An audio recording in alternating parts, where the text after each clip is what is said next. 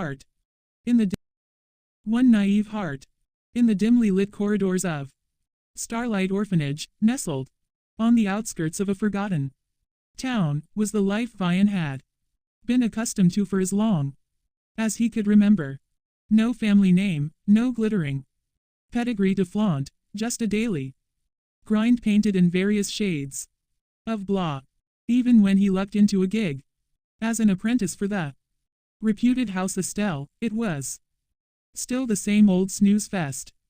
Bland meals, mind-numbing drills, and a front-row seat to his own private horror show each night. But then, like a slap of colorful paintbrush across a black and white canvas, along came Lyana Pearl Estelle. At 16, Vyan collided with her world, or more accurately, she bulldozed into his. Him, declared Lyana, the troublemaking eldest daughter of the pompous marquess.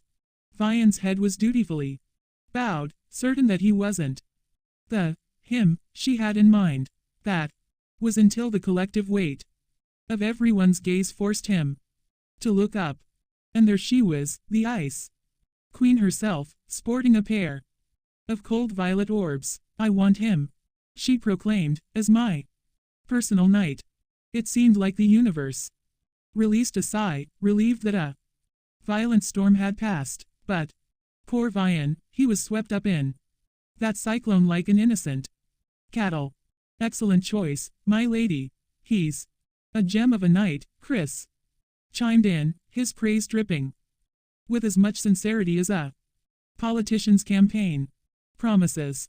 Vyan couldn't help but roll his eyes internally. Everyone knew the swordmaster usually treated him like a blunt butter knife in a drawer full of Excaliburs. As Vyan peeked at the girl standing beside the swordmaster, he couldn't help but sarcastically rejoice. Oh, the joy of being chosen as Lady Lyana's personal knight. Nothing screams job security like serving a teenage witch with a hotline to hell. After all, word on the streets was that Lyana dabbled in demonic contracts like it was the latest trend for teenagers. And as for her track record with knights, let's just say the turnover rate rivaled that of the times the emperor changed his concubines. 12 brave souls had gone before Vyan, and not one had lasted long enough to hop to the next month. Rumor also had it they were 6 feet under, courtesy of Lady Lyana's mood swings. "Hey, you, step forward and pledge your undying loyalty to Lady Lyana," Chris barked, his tone oozing with all the charm of a snake oil salesman. Vyan's delightful colleagues, as supportive as always, snickered behind their palms, relieved it wasn't their turn to dance with the devil. "What is your name?" Lyana asked.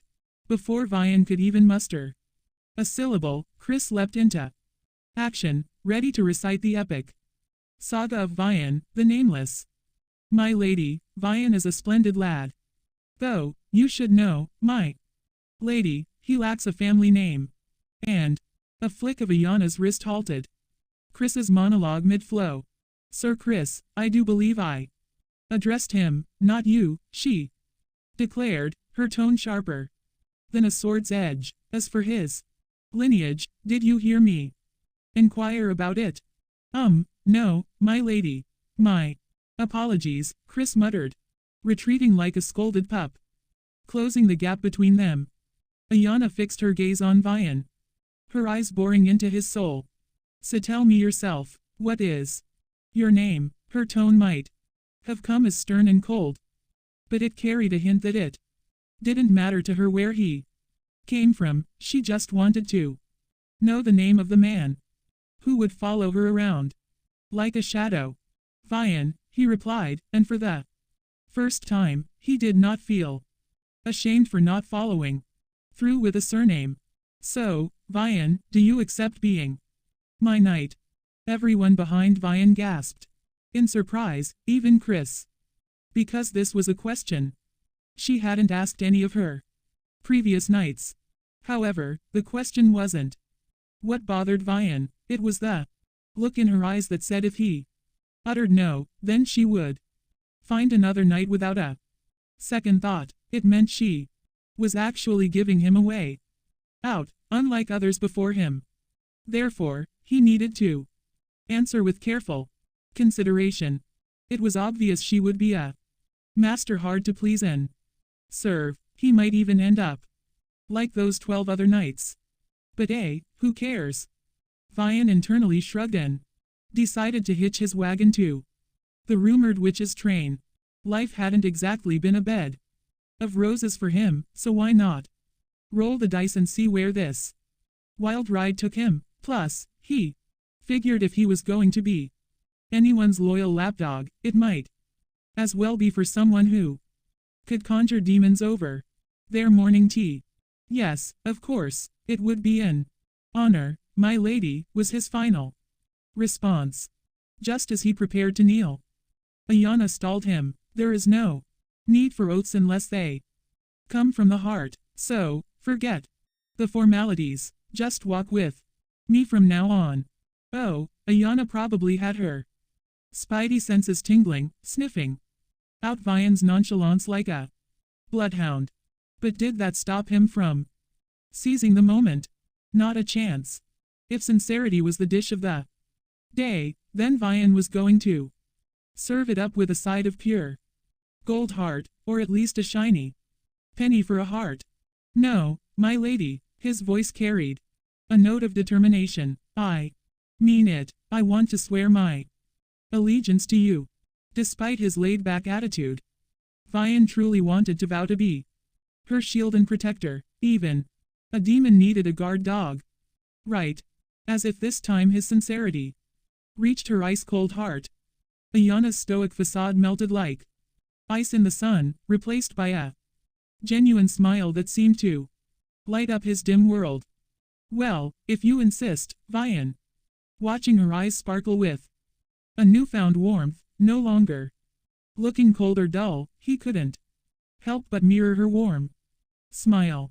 And just like that, Vyan signed up his grayscale existence for a drama worthy of a soap opera. At the age of 18, Vyan found himself head over heels for the rumored witch. I'm joining the Imperial Army as a lieutenant starting tomorrow, Lyana declared, seated on her desk like a queen, surveying her domain. Vyan nodded, trying to play it cool while his heart sank like a punctured boat. He knew that as soon as she turned 16, she would be off serving her dreams. Yet, it sucks. Guess that means you understand that I won't need a personal knight anymore, she added. He swallowed the lump in his throat and let out, yes, I get it. While other knights wilted like weak old flowers in Lyana's presence, he had stuck around like a stubborn stain on her favorite dress for a solid 2 years. Besides, why did they all have it out for her anyway? A witch police. She was more likely to charm a bird out of a tree than summon the forces of darkness. They were definitely just intimidated because she was a woman. After all, she could handle a blade better than Chris at a barbecue cook-off. Nevertheless, it was a bummer. He would not get to play the supportive sidekick anymore. Watching her kick butt in training every morning, he used to dread those early wake-up calls, but somewhere along the line, they became the highlight of his day. Every dawn, he would loiter outside her door like a lovesick puppy, despite her protests that he didn't have to. Duty calls, he would grumble, even though he secretly was excited. When did a chore turn into a cherished ritual, anyway? And was it normal to mourn the loss of a former boss? Vyan was asking for a friend, of course, because it almost sounded like he was in love, which was ridiculous. How would he, who was never loved by anyone, know how to love somebody else?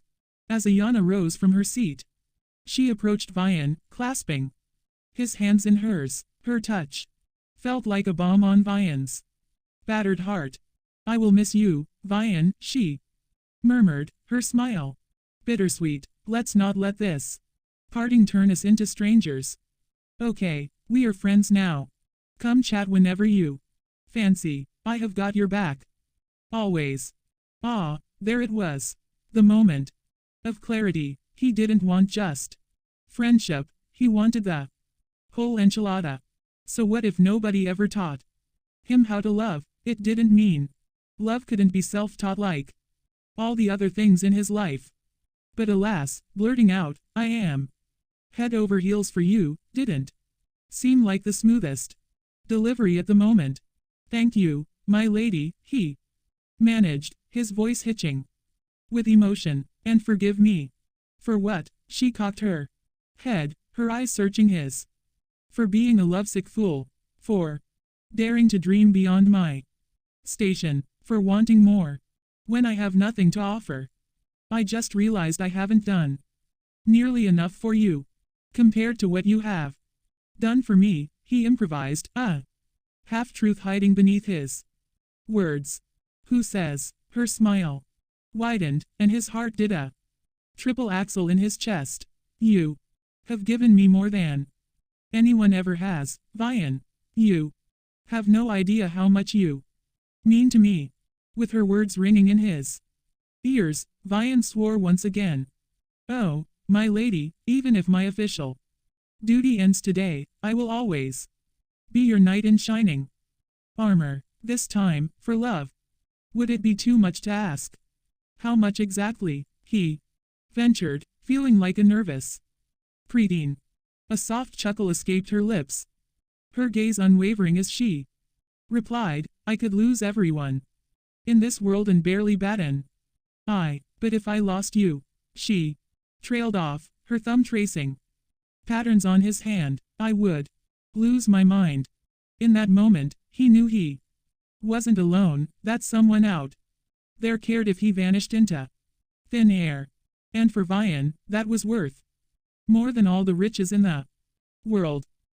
At the tender age of 19, Vyan found himself in the unexpected role of Ayana's +1 for the debutante ball. They were lounging on a bench in her private garden when the topic came up. I am not exactly drowning in suitors, Ayana lamented, her pout like that of a sulky princess, a jarring contrast to her stern military persona. Layla brought up our debutante ball next year, and it has got me stumped. Why worry, my lady? Aren't there hordes of men vying for your attention? Vyan quipped. A scoff escaped her lips. Their attention is not enough, she confessed, sneaking a glance in his direction. I want something, someone else. Somebody I love. Do you need me to abduct your dream man then? He offered half-jokingly, masking his own jealousy behind a facade of nonchalance. She chuckled, shaking her head. No, you idiot. Read between the lines. I'm talking about you. Oh, I am somebody she loves. I can't believe it. His heart did a celebratory dance, banishing his jealous demons to the dark corners of his mind. Will you be my date to the debutante ball? She asked, her eyes sparkling with anticipation. I would be honored, my lady. He replied, taking her hand and pressing a soft kiss to her palm, earning himself a radiant smile in return. Wouldn't it be wonderful if we could just spend our lives together, with no one else intruding? She mused wistfully. Does my lady fancy me that much? He teased, a playful glint in his eye. More than you will ever know, she confessed, her smile as pure as a spring breeze. Little did Vyan know, behind that innocent smile lurked a web of ugly deceit, a betrayal that would shatter his naive heart into a million jagged pieces. Finally came the age of 20, when Vyan witnessed her despicable true colors and was sentenced to death. My lady, why? The words tumbled out of his mouth in a broken whisper.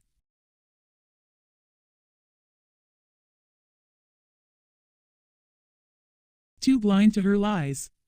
Vyan watched the love of his life twirl at the center of the dance floor in the arms of another man at the very debutante ball she initially promised to attend with him.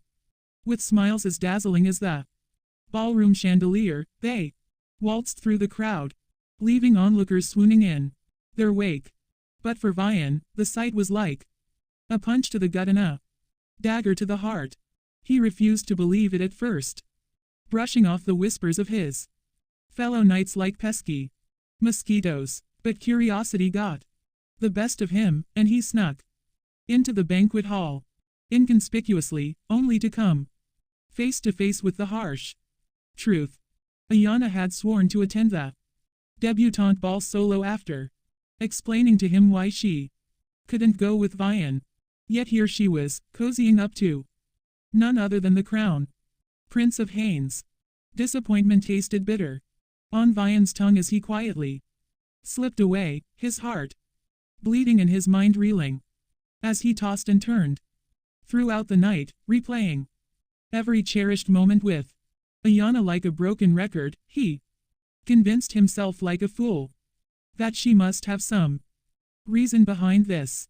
Little did he know the worst was yet to come. Hey, Scarface, why the no-show at morning training? Sir Chris is fuming, Paul jeered, with his cronies snickering like hyenas in the background. Vyan brushed past them, the nickname, Scarface, a familiar sting he had grown accustomed to thanks to a pesky scar on his forehead. TCH, that washout asshole. Paul gritted out, his face fuming with indignant anger. He thinks he's all that just because he was Lady Lyana's personal knight before. He hollered, hey, loser, did you hear the good news? Lady Lyana is getting married. Before Paul could finish his victory lap, he was harshly pressed up against the wall, the back of his head throbbing, and a hand was almost choking him by the chin. He almost wet his pants when he met Vyan's glaring eyes, which were glowering like he was possessed by a demon. What did you say? Vyan's voice sliced through the air like a razor-sharp dagger, his grip tightening around Paul's neck with each word.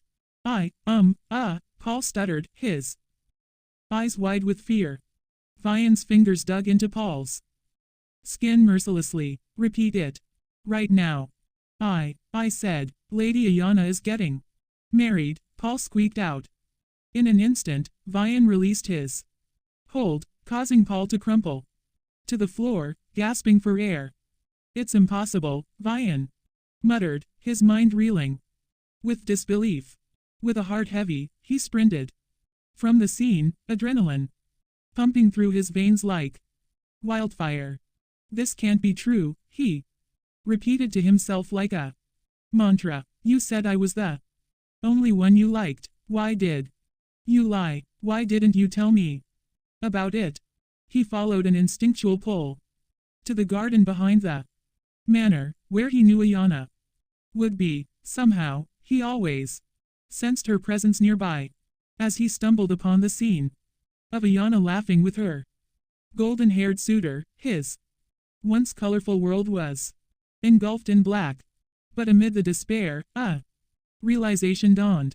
Oh, he whispered, his voice barely audible even to himself. She looks happy. He watched them, his eyes hollow, his heart shattered. She was laughing as she talked to the prince, and he knew better than anyone else that there were not many people in the world who could make her smile. Isn't that what matters? Her happiness? He questioned, a bitter taste lingering on his tongue. I never dared to dream of being anything more than her knight. So why should I be upset? Forcing a smile onto his lips, he made a silent vow to congratulate her the next time they met. Tears blurred his vision as he bit his lip, determined not to disturb the blissful couple with his pain. As Vyan turned to leave the garden, a searing pain ripped through his chest. Black liquid oozed from his lips and his vision swam with agony. His gaze dropped, and there it was. A sword forged from darkness sticking out from his body. With a painful gasp, he looked over his shoulder, his eyes widening in disbelief. "My lady," he managed to croak, his voice barely above a whisper. Ayana's sinister smile was the last thing he saw before darkness swallowed him whole, his consciousness slipping away like sand through his fingers. When he came to, he found himself pinned to the ground. Like a common criminal, the weight of 3 imperial soldiers pressing down on him. Confusion clouded his mind as he tried to piece together what had happened. The pain in his chest was gone, replaced by a surreal numbness. Meanwhile, the prince he had seen earlier was on his knees, tears streaming down his face as he clutched a bleeding shoulder. "Oh, my God, Ayana, what has your knight done?" he attacked. Prince Izak, Sienna's shrill voice pierced his ear. I didn't," Vyan protested immediately against the accusation. After all, he was at the back of the garden, and then Ayana had stabbed him. His gaze shifted to Ayana, who had been conversing with her sister, but when their eyes met, all he saw was pure contempt and disgust in those once beloved violet orbs. At that moment, the pieces fell into place like a cruel puzzle. The truth stared him in the face, stark and unforgiving. It wasn't that everyone else was blind to the witch's lies, it was only him who was fooled. Huddled in the depths of the dungeon, Vyan pondered about the incidents of this morning. Why had Ayana done him dirty like that? It was a predicament, wrapped in a mystery, sprinkled with betrayal. Even if she could perform witchcraft and hid it well from him for 4 years, he had been as loyal as a puppy chasing her tail. The creak of the cell door interrupted his brooding, and a familiar voice cut through the darkness like a knife. Well, guess whose life has reached the end of its road?" Vyan couldn't muster the energy to grace the heir of the marquess title with a glance, and retorted, "I hope it's yours." "Whoa, attitude much, isn't it a bit late in the game to be bringing the sass?" Leon chuckled, the sound grating on Vyan's last nerve like sandpaper on raw skin. Normally, Vyan played the silent stoic, enduring Leon's torment like a seasoned veteran. After all, it wasn't his first rodeo in the cell block. But tonight, he just couldn't be bothered. Leon could kill him, for all Vyan cared. Anyway, it doesn't matter. Leon shrugged, because I'm here with some news that's sure to ruin your beauty sleep. Prince Izak wasn't too pleased with you stabbing his shoulder. So, he's ordered your head on a platter bright and early tomorrow morning. Prince Izak, the second prince. Vyan's head snapped up at the mention. Leon raised an incredulous eyebrow, unimpressed by Vyan's sudden curiosity. "Oh, so that's what gets you to lift up your head," he sneered.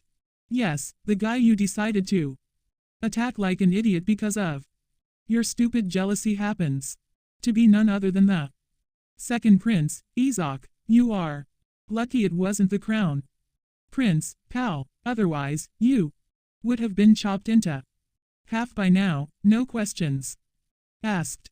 "Oh, so she wasn't with the crown prince," Vyan muttered, realizing his misunderstanding. "Are you even listening to me?" Leon's frustration boiled over, and he delivered a swift kick to Vyan's chest, sending him crashing into the wall. "Is that how you show respect to your betters? You just told me I'm getting executed, so forgive me if I'm not feeling particularly respectful." Vyan shot back, his defiance a last flicker of flame in the darkness of his despair. After all, what did it matter how he treated Leon? He had only a few hours to live anyway. Wow, the silent night finally Grows a backbone, Leon. Scoffed. Where was all this bravado for the past 5 years? Locked away out of respect for my master, Vyan shot back, his voice heavy with bitterness. Leon's mocking laughter echoed through the dungeon. Your master couldn't care less about you. She didn't even lift a finger to stop his highness from slapping a death sentence on your sorry ass. Vyan's heart clenched at the confirmation of Ayana's true nature. She never cared, did she? Since you are not too keen on listening to me, someone fetch me my brass knuckles. Leon ordered, his eyes glinting with sadistic glee. Before you meet your maker, let's have one last hurrah, shall we? Maybe I will even impress His Highness with my creative punishment, he chuckled darkly. Be my guest, Vyan muttered, bracing himself as the first blow landed. Just get it over with.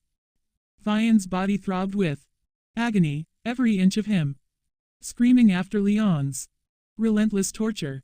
I want to die, the thought echoed through his mind like a relentless drumbeat, a desperate plea to escape the torment of his existence. He couldn't bear another second in this hellhole.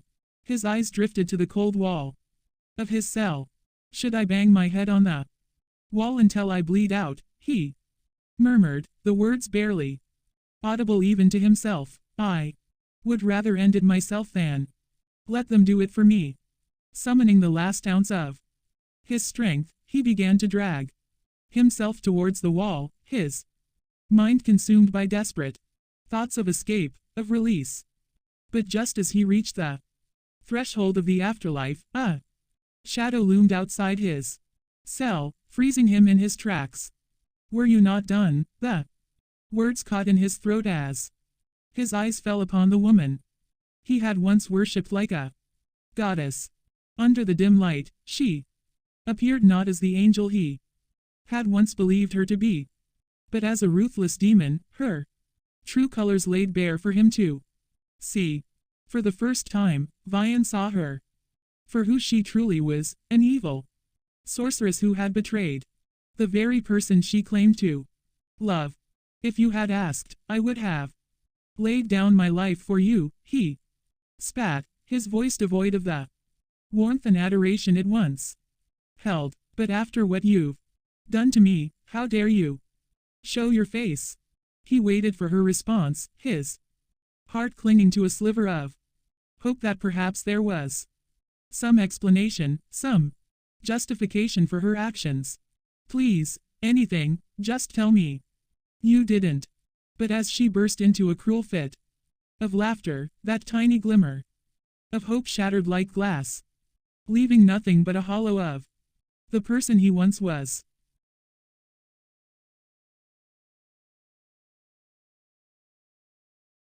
Three Vow of Revenge. How was my acting for the last 4 years? Flawless, right? Ayana's voice dripped with cruel amusement, her laughter echoing like a sinister melody. I have always had a knack for playing the part. It's almost criminal how good I am, she sighed with self-satisfaction. Vyan's eyes narrowed in disbelief. What do you mean by acting? Ayana chuckled, a wicked gleam dancing in her eyes as she wiped away a tear of joy.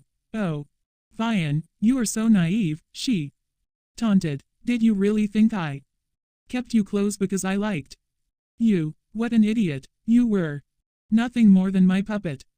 The words struck Vyan like a physical blow. He couldn't help but think, has she always been this obnoxious?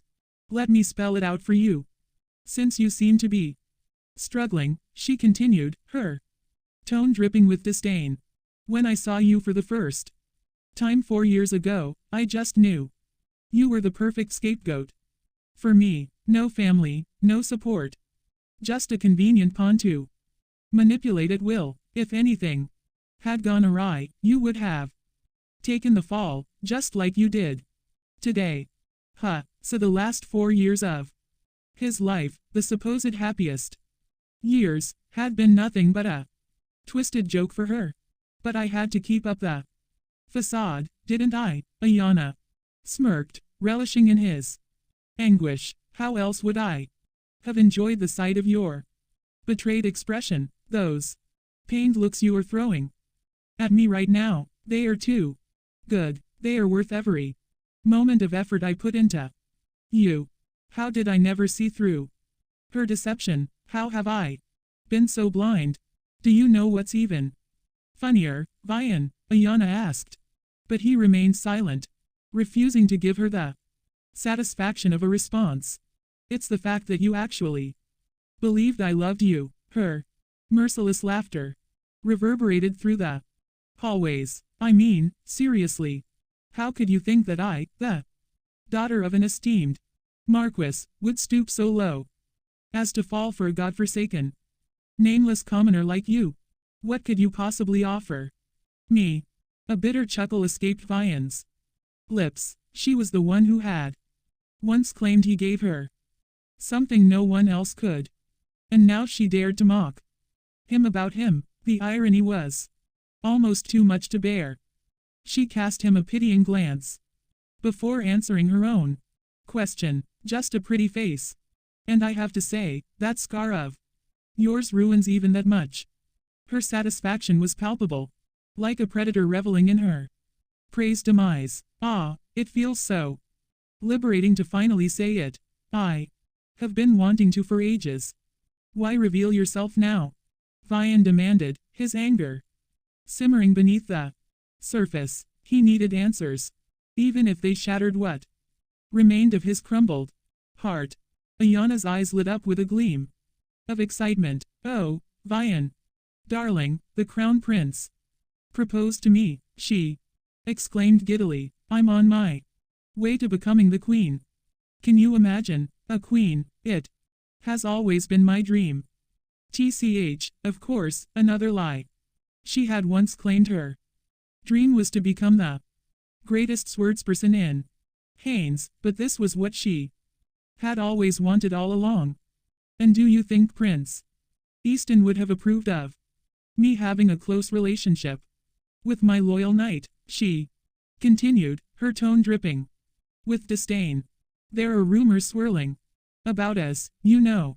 What if they derailed the wedding? So I decided it was high time to dispose of you. Besides, all this acting was getting tiresome.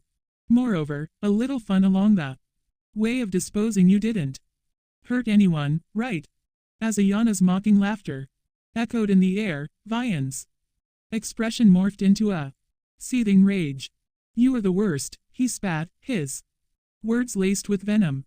Thank you, she replied, her smug smile only fueling his anger. Oh, wait, I will be back in a minute. Someone's calling me. Save your outburst till I'm back. And with that, she vanished, leaving Vyan alone.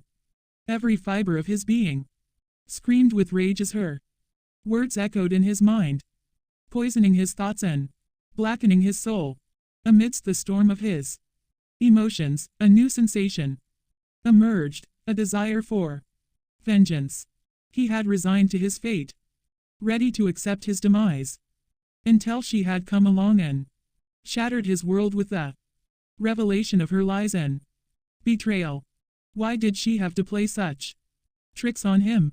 If she had uttered it once, he would have gone to hell and back to make sure she sat on the throne of Haines. No matter what, if she had let him catch wind that he was a slight obstacle in the way of her goal, he would have taken a sword and stabbed himself without a second thought. She knew about his loyalty, and yet she had chosen to betray him. It was a choice of hers to make him suffer, just because she could. So, now he has made his choice. He had the option to end this life without any more drama. Die as a background character. Who was the to-be queen's pawn? But not even the doors of hell would accept his soul if he were to die meaninglessly like this. As Lyana reappeared before him, Vyan's rage erupted like a volcano, spewing forth in a torrent of fury and hatred. A queen, you want to become. A fucking queen, he roared, his voice echoing through the chamber. I will never let that happen. Not on my watch. I will make sure you pay for every single ounce of the pain you have inflicted on me. I will tear you down from your high horse and cast you into the dirt. I will burn the Haynes Empire to the ground if I have to, if it means stopping you from wearing that crown you so desire. Every word dripped with venom, each syllable punctuated by the burning intensity of his fury. And you are proud to be the daughter of a marquess, aren't you? I will take that away from you too. I will strip that pride from you, piece by piece, until you're nothing but a godforsaken, nameless commoner. And when you are left with nothing, I will end you with my own bare hands. I will deliver the most agonizing and humiliating death imaginable. So wait for it, Ayana Pearl. Estelle, I will make sure you pay for every ounce of pain you have caused me. With his declaration of vengeance hanging in the air like a dark omen, Vyan's eyes burned with an intensity that matched the fire in his soul. He would stop at nothing to exact his revenge upon the woman who had shattered his heart and his spirit. Despite the blurry haze clouding his vision, he was certain that Ayana's face must have worn a mocking smirk, taunting him with her deceitful facade. Instead of laughter, her response caught him off guard. Do you hate me now? She asked, her tone surprisingly devoid of its previous arrogance. A bitter laugh escaped Vyan's lips, mingling with the taste of blood in his mouth. Do you even have to ask that? His gaze bore into her amber eyes ablaze with fury. Of course, I hate you. I hate you. I fucking hate you so much. His voice full of contempt echoed throughout the chamber. Get the hell out of my sight, he bellowed, his words echoing off the stone walls. And to his surprise, she obeyed, fleeing from his presence without another word, just as he wished. As her footsteps receded, Vyan felt alive once again, this time at the prospect of seeing Ayana's destruction with his own eyes. So, this was the new motivation of his life. In the dim light of dawn, Vyan found himself formulating escape plans worthy of a blockbuster heist. With only a few hours before the executioners arrived, he needed to pull off a disappearing act that would make his faceless parents proud. Should he stage a dramatic escape during the guard escort, perhaps a distraction involving a cunning dance routine and a smoke bomb? Nah, too flashy. Besides, where would he even get a smoke bomb from? Before he could finalize his plan, the earth-shattering kabooms interrupted his brainstorming session. Talk about rude awakening, he muttered as guards scurried past his cell, leaving him alone to contemplate his impending demise. Boom, boom. Great, just what I needed, front row seat to the manor's demolition, he grumbled, shielding himself from debris as it rained down. But amidst the chaos, a glimmer of hope pierced through the dust. Literally, the blasted ceiling above him revealed a tantalizing sliver of freedom. Well, looks like Lady Luck's finally throwing me a bone, he smirked, eyeing the gaping hole above. Clearly, someone out there had a bone to pick with the marquess, and Vyan wasn't about to let this golden opportunity go to waste. With determination burning brighter than the rising sun, he clawed his way to the top, each broken stone a stepping stone toward vengeance. As he emerged into the dawn's embrace, a vow whispered on his lips, I had promised to become your knight in shining armor, my lady, but today, I am taking it back, because from now on, his amber eyes changed colors, morphing into a lethal shade of red. I will be the villain of your life.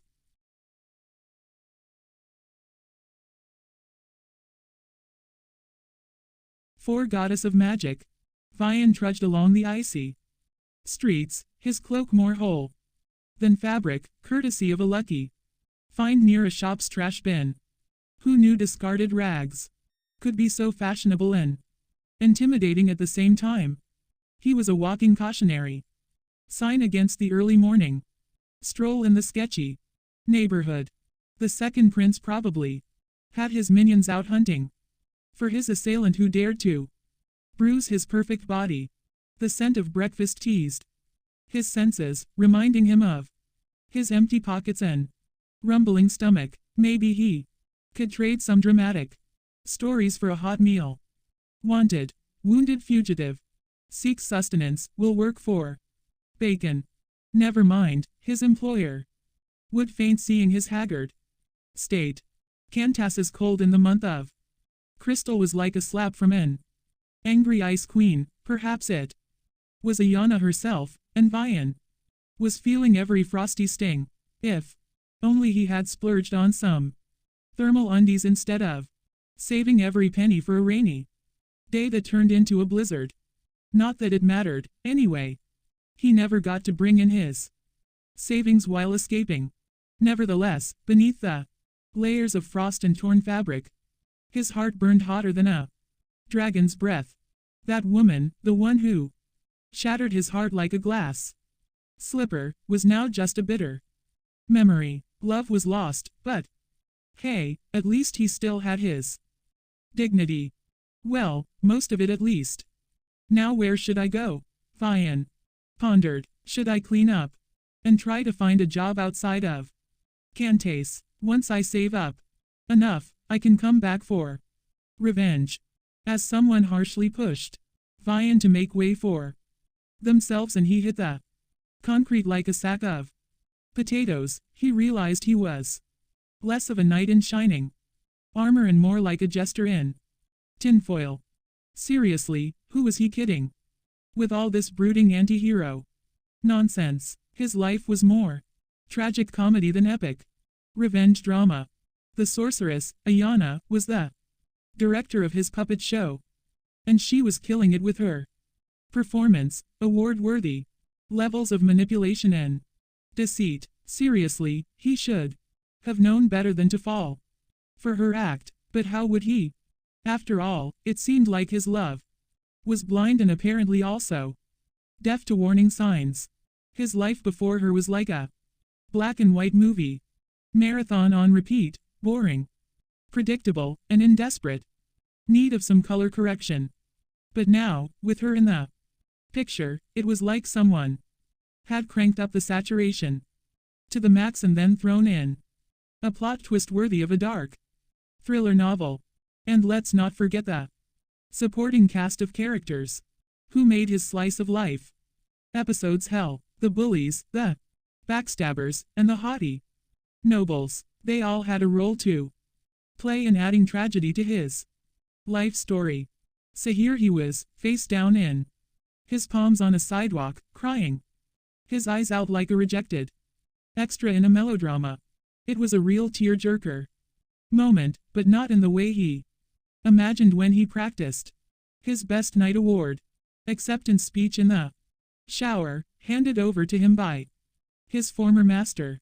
But hey, maybe letting it all out would help. This broken soul could only pray that it was the first step to claiming his villain crown. He needed to break beyond repair. After all, everyone loves a villain who lacks a heart, right? At least that's what he hoped. As he wiped his snotty nose on his sleeve and prepared for the next ridiculous plot twist in the joke called his life, Vyan's existential crisis was reaching peak melodrama levels. He felt like he was being dragged through the 9 circles of hell, and he hadn't even packed his sunscreen, so he was getting quite the brunt. I don't know yet how I will do it, but I will definitely take my revenge on you, Lyana Pearl. Estelle, I will definitely kill you with my own bare hands. He muttered his threats to Lyana like a bone-chilling antagonist in a high-budget theater drama, and then he broke down into more tears like a Damsel in distress female. Protagonist. But seriously, what am I going to do? I have no money, power, or strength. I have nothing. He couldn't help but wonder if the divine hotline was on hold. Did the big guy upstairs only take calls from silver spoon-fed aristocrats? If so, someone seriously needed to update the celestial contact list. And speaking of silver spoons, why couldn't he have been born into one of those fancy-pants noble families with more power than a charging rhino? Instead, he got stuck with a life that wasn't even worth mentioning as a background character in a novel. Thanks a lot for that, stupid goddess. Thanks for giving me absolutely nothing in this world full of everything, he thought sarcastically. Suddenly, a voice, more startling than the surprise that Lyana gave him, interrupted his self-pity party. How dare you say that? Huh. Vyan ceased crying and twisted his head around, looking for the angry female voice that had just spoken up. What are you looking around? You won't see me. After all, I am where your eyes can never reach, said the voice in his head, now sounding serene. What, has Vyan finally lost it? Maybe the blood loss was causing him delusions. I am not a delusion. I am Hecate, she stated like a poised queen. Am I supposed to recognize you? He wondered cluelessly. Oh, my foolish child. Bless your clueless heart. There is only one existence with that name, don't you know? She sounded amused. Nope, I have finally lost it. Forget my revenge at the moment. I need to gather money to see a physician first. He was about to stand up on his feet when the name Hecate rang a bell. Wait a minute. Hecate, the goddess of magic. A sweet laughter rang in his ears, sounding like honey dripping from a celestial hive. Yes, my child, I am that goddess you were just cursing earlier.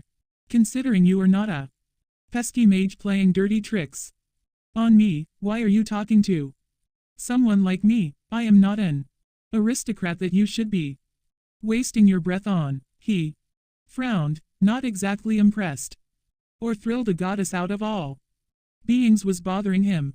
Because I am hurt that you accused me of giving you nothing when I have given you more than anybody else, she responded.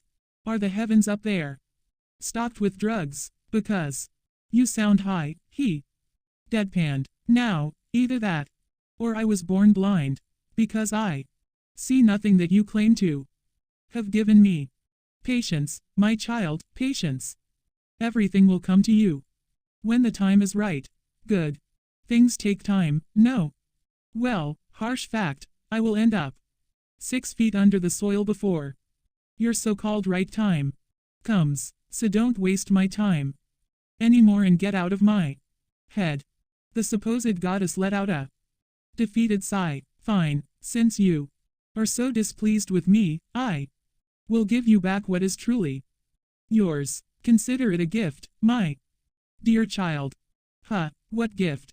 Just then, something stirred deep within him, like a dormant volcano suddenly remembering it had a hot date with destruction. The black aura swirling around him was less a beloved gift and more an accidental summoner of chaos. The bystanders, who were probably used to drama but not quite apocalypse-level drama, started paying attention now. They had not even stopped to second glance at Vyan, who was apparently talking to himself. But before they could say, "What the heck," Vyan unleashed a shockwave that made the marketplace vanish faster than a magician's assistant in a box trick. Standing amidst the post-apocalyptic wasteland, like a lost soul in a dystopian novel, Vyan's brain struggled to catch up with the sudden turn of events. What in the world, he stammered, looking around, like he had stumbled into a drought area with not a single life form in sight. What the hell did that voice in my head do? This is your gift. What the fuck? Come on, take it back. No response came anymore. Fuck this shit. Survival instincts kicked in. Faster than his brain could process, and he booked it like a contestant on a marathon. He was already on the run from the law. He didn't need a ticket to whatever cosmic catastrophe just went down. Nope, not today, Apocalypse. Not today. I will not be caught dead in that barren land, not even by a goddess. As Vyan sprinted through the streets like a cheetah, he quickly realized that cardio was not his forte. Seriously, who knew running away from your problems could be so exhausting? Just when he was about to collapse in a dramatic heap of exhaustion, fate decided to throw him a curveball in the form of a collision with an elderly gent. Smooth move, goddess. Real smooth. I really don't like you.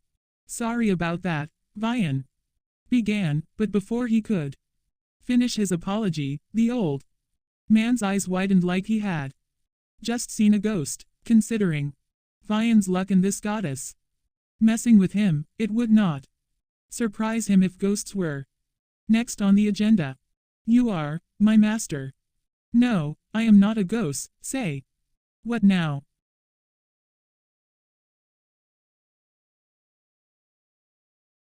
Five. An impossible miracle.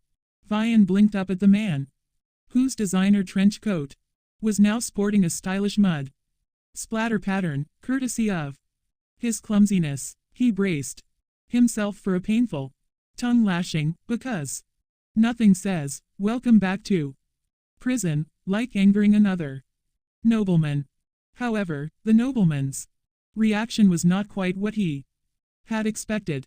Master, the old man gasped, like he had just stumbled upon a unicorn worthy of millions of gold coins. Is everybody high today, or is it just me hallucinating from blood loss? Sorry to disappoint you, but I'm not your master, Vyan deadpanned, mentally preparing for another round of noble-induced headaches. No, pardon me. It was a slip of tongue. He frantically corrected himself and lowered himself to Vyan's level, uncaring of his expensive garment swabbing dirt from the ground. You are my young master. You are definitely him. What is this, the lost heir? The sequel? I am not your lost young master, either, sir, Vyan interjected, trying to avoid getting sucked into a bizarre family reunion. But how could that be? Look at those eyes, that divine shade of red. He insisted that Vyan's eyes were some kind of mystical ruby red. Talk about seeing the world through rose-colored glasses, or in this case, ruby-colored eyes. Vyan scoffed. Please, wouldn't I know if I had your so-called divine eyes? I mean, red isn't exactly a subtle color.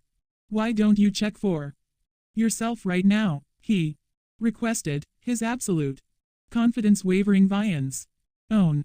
Reluctantly, Vyan glanced at his reflection in a nearby boutique window, expecting to see his usual amber gaze staring back at him. Instead, he was met with the sight of two fiery red orbs staring back like a pair of angry vampires.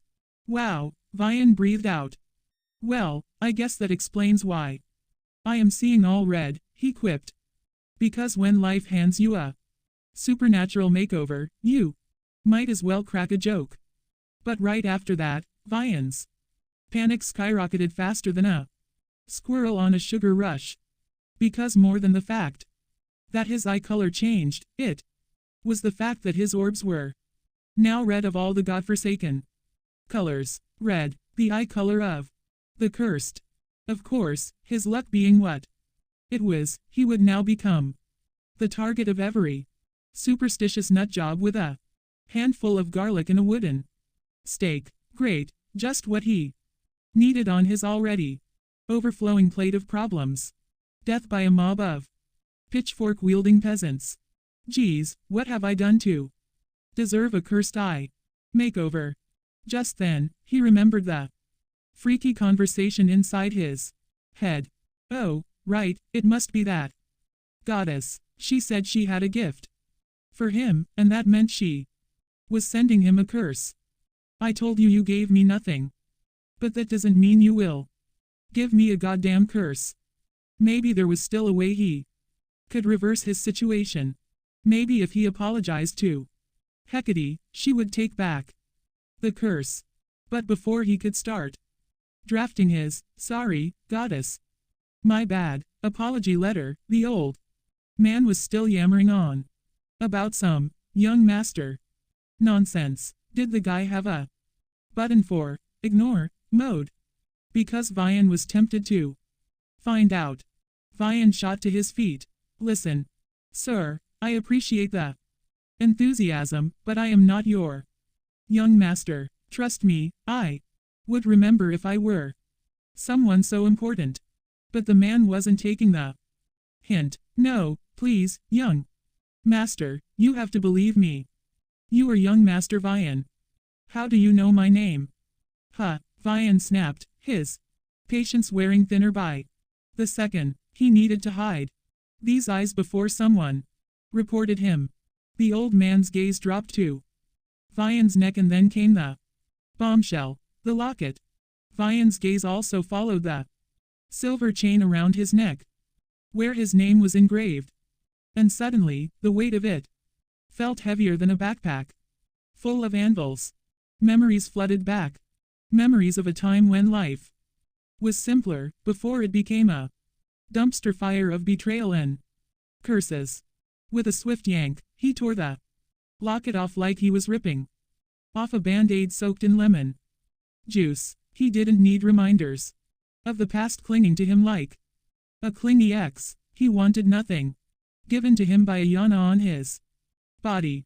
This stupid thing, it holds no value, because I am not even sure if Vyan is my real name. So, stop wasting your time on me, sir. But the man wasn't willing to back down and dropped a revelation like it was a mic drop moment. No, I am certain it is your true name. The name given to you by your older brother, Vyan Blake Ashstone. His head spun faster than a roulette wheel. Vyan Blake Ashstone. That sounded more like a character from a bad fantasy novel than his real name. But then again, in the circus of his life, anything was possible. But not this. This was not possible. This was way too good to be true. His laughter echoed through the empty streets like a drunken banshee at a ghost party. Oh, you have got to be kidding me, he wheezed, the bitter taste of irony thick on his tongue. Ashstone, the golden surname of the Grand Duchy of Haines. Yeah, right, next thing you will tell me that I am the sole survivor of that family, and I am to become the next Grand Duke. He mocked and chortled at his own words. But receiving radio silence from the old man, he looked into his eyes, and there was a spark of something that gave him pause, something that made Vyan's heart waver and hope for a miracle. Miracle? Nah, that couldn't be. Miracles were for people who visited the church every day or had saved the empire, not for gutter rats like him, who knows if he was getting duped entirely right now. By chance, do you want my kidney or something? Vyan arched an eyebrow. The old man gasped. Why would I want that? I don't know. You probably want to lure me by this false act and take me somewhere and sell me off as a slave to another kingdom. Vyan shrugged. I mean, look, I am not open to getting sold off, but I might be willing to sell a few body parts for a hefty sum of money, he offered, earning a soft chuckle from the man. He shuffled around looking for a pocket watch and showed it to Vyan. Look at this, and you will know I am not looking to sell your body parts. Vyan squinted at the intricate